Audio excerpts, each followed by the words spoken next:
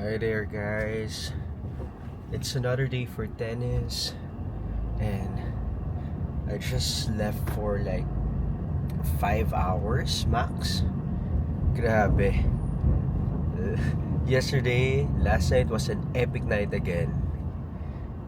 Hindi ko alam kung nakakasanayan na namin umuwi ng mag-uumaga na, but it was really fun last night. We were just supposed to go home like before 12 o'clock dahil may tennis game kami nga today.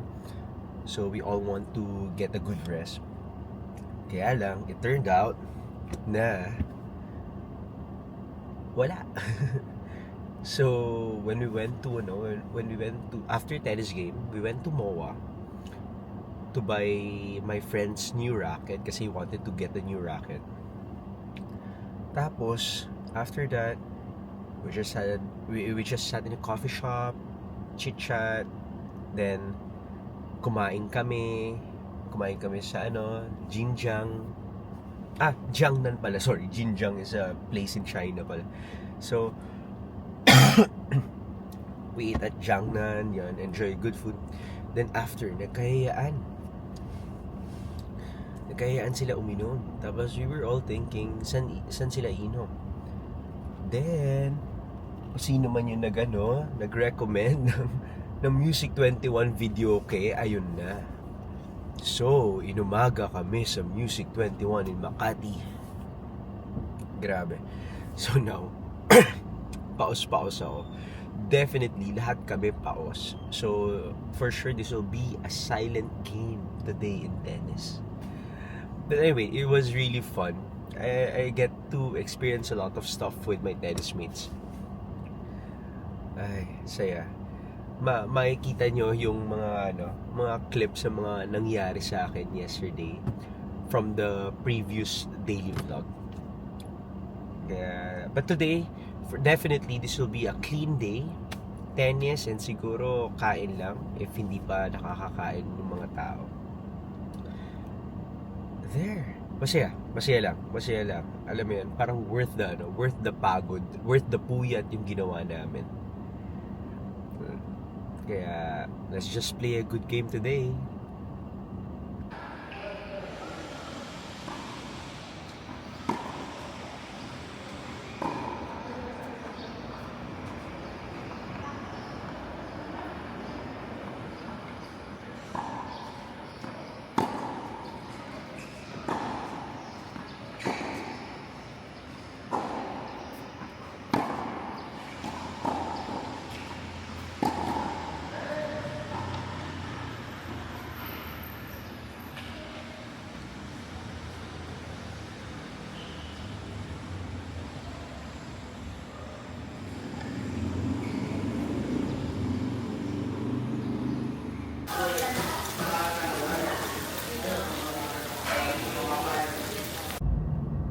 Hi there, welcome to another daily vlog.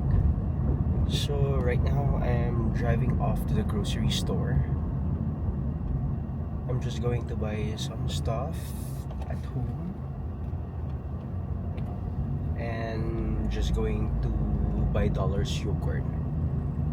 Then after that, I'm going to prepare all my stuff already because I have to report to work later this afternoon. Sana hindi ako mapalipad. I just want to chill around and do all my editing stuff in my journal. And gusto ko lang din magbasa ng libro mamaya sa coffee shop.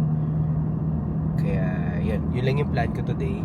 So after ko na grocery store, I'm just going to gas up my car and go back home.